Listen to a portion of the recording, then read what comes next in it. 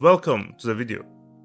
In today's video, I'm going to explain how to use Unreal Engine 5.5 motion design tools to create trippy visual effects and make a logo pop up from underneath the meshes. To start with, let's go and create a new level. Let's make it a motion graphics level. Not save. Give Unreal a few seconds. Now that we have this level open, let's first remove everything we don't need to reduce the clutter. Let's remove the props. Probably let's leave the space. We don't need extra cameras, as I'm not going to use cameras for this view. Okay, now let's go to motion design. And here in motion design, what we are going to do, we are going to select a shape to use for our effects. You could just use cube, but cube has too rough edges, which I don't like. So we can go to 2D shapes, click on the rectangle, scroll up, zoom in, go to details panel. In details panel, add a slight slant, actually even less, and bevel it by 10, 20, or whatever you want. Up to you. If you bevel it too much, it will just become a circle. Pay attention. You could just make it 10. And now we have a slanted rectangle shape. Next, click on the window tab, click on operator stack, and go to stack and create modifiers and click extrude. Here, just select the size you want it to extrude to, and now we have. If you make it bigger, it will just be fatter. I want it slim.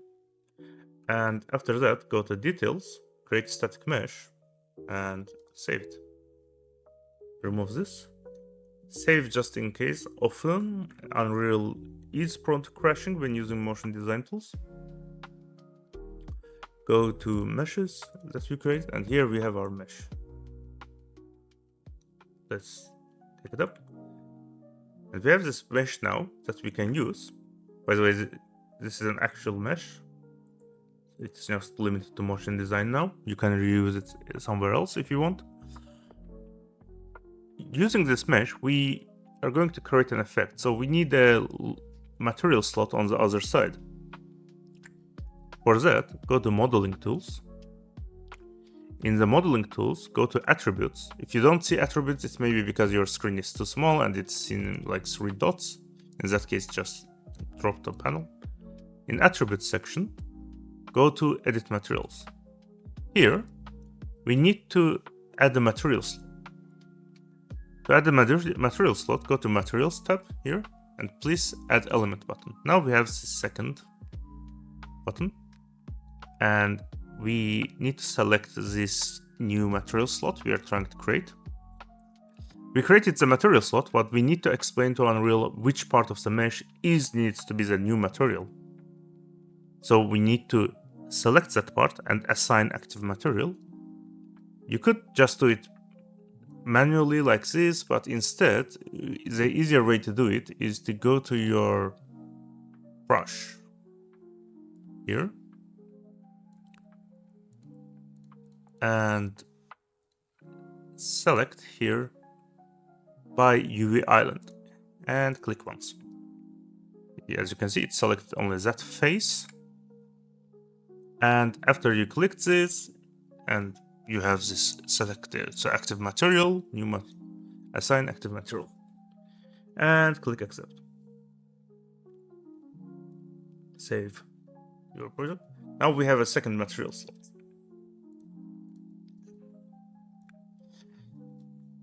We can just add any material, just prove it.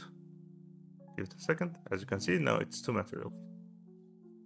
Now next, what we need is a cloner. So let's go to motion design again. Again, save all just in case. Save all just in case. Open. Go to actors and add a cloner actor. Cloner actor usually comes with its own mesh. Go to outliner and delete the default clone and put our newly created mesh to the cloner. You will see you cannot do it. It's because we have it on static. It needs to be movable. Just to clarify, this mobility settings is in the mesh itself, so you need to click on the mesh in the outliner and click movable here. Now next, let's rotate this mesh, not this one, in the y-axis. Actually, let's minus 90. I don't want my cloner to have layers, multiple layers. So what we are going to do, while cloner is selected, go to details panel, go to z-axis count and make it 0. Now we have one layer of materials.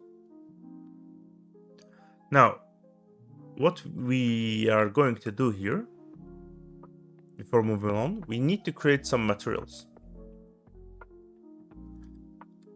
First one will be just a regular material. Click on the mesh itself. I have just a simple material here that's created, which is a color with base color and emissive. Directly put in, nothing else. Just a simple material, which I'm just going to drag and drop into the... As for the second one, this is where we need to create a material. So we're going to go to Unreal, Material. It's going to call Material Form. And here, we are going to drag my logo, which I'm going to use as a world align texture object.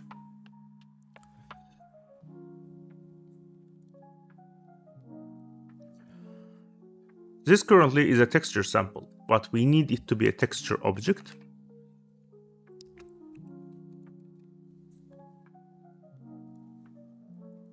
And we just apply this and delete this. The reason why we need this is we are going to create a world aligned texture, which I'll explain what it is in a moment. World aligned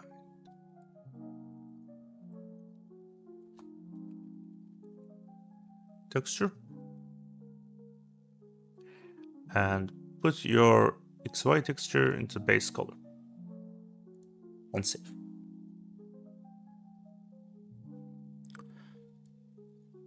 Now, we will put that material that we just created, don't forget to save, here. And now, if we rotate this, you will not see much, because we still need to add a texture size. Let's make it 1000.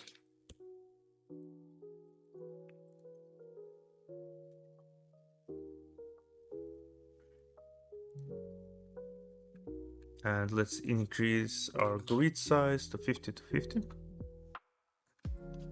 Or no. And now you see we have a bunch of textures which are world aligned textures. World aligned textures lets you create materials like this, which material itself, even when it moves, doesn't really affect the location of the texture. Now let's just put it into emissive as well to make it a bit brighter. Yes. Now, this is the material that we are going to use. Let's go back to our cloner,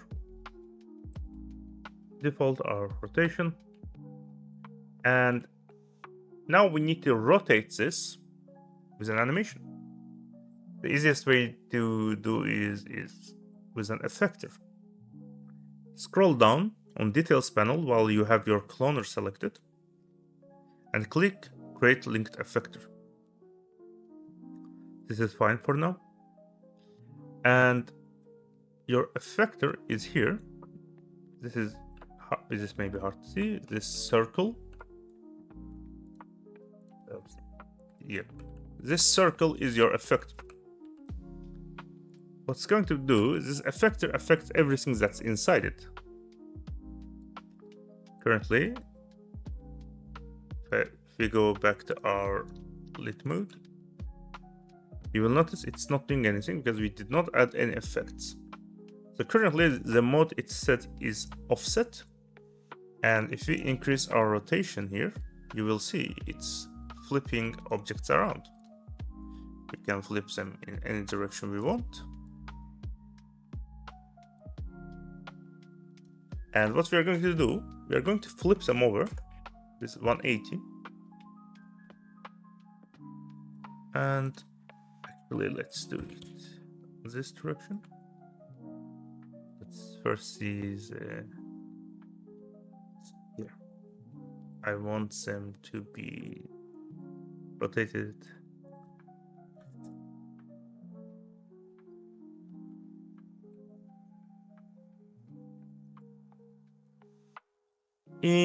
Let's rotate them in y-axis by 180 degrees. Now, this is currently too small. So what we can do, we need to increase this effector's size to make it bigger, so our objects rotate. Let's see. Let's set our outer radius to 100. Make sure they are not the same values. You can increase or decrease them to get a different effect. Feel free to try it out. And we now need to go to save all just in case. Effector. And in effector, let's go to scale. Just by scaling it up, our effector, we can move stuff around, as you can see.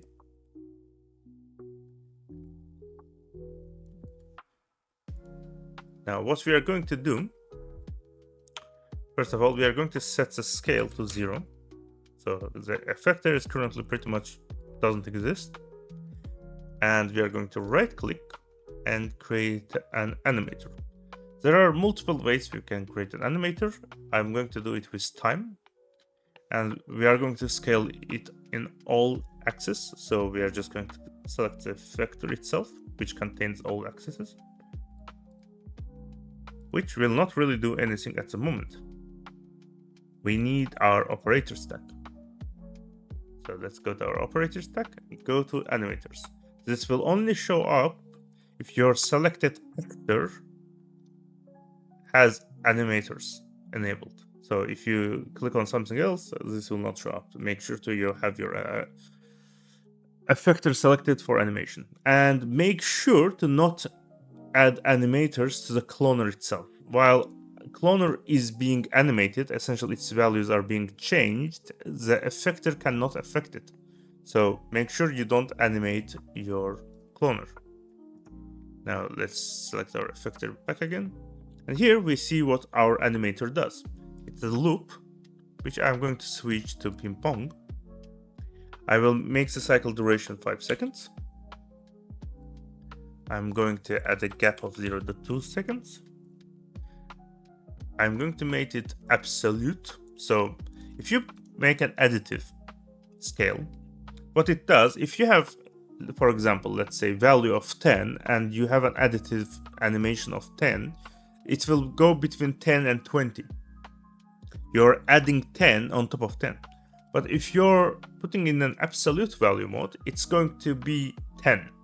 It will overwrite whatever the value was in the place and make it exactly the value you are typing in. In this case, we have an absolute mean of 0, which is normal. And let's make the max, let's see, let's try 25 for now, for all 3 axes. And if you don't want to type it like me once, you can just put in. And let's see what happens. And we are getting this animation. This is too big, so we can instead make it 15. Let's see how it looks.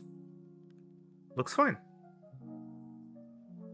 This is all you need to do to get this effect. Let's save all just in case, and I'm going to show a few more tricks. By the way, the reason we did ping pong is so it goes from back to start and start to back. Sorry, finish. If you put it into loop, this is going to happen. This will reach the final and restart instantly, which doesn't look good. So instead, we are going to do ping pong. You can adjust the speed at which you want this to happen here. The delay between cycles is a gap duration. And this is all we need to do here. Let's go back to our details on the offline. If you want to create a weird effect, you can use the forces here. So if you have forces enabled, feel free to try them out. One of the particularly cool ones, let's make this delay a bit longer, so that particular cool one is gravity. They just drop down. We can reduce the gravity and be like -5, and they will slowly start falling down. As you can see on the screen, you can make it higher number, bigger number. You can make it a positive number. For example, if you make it a positive 20, it will slowly go up.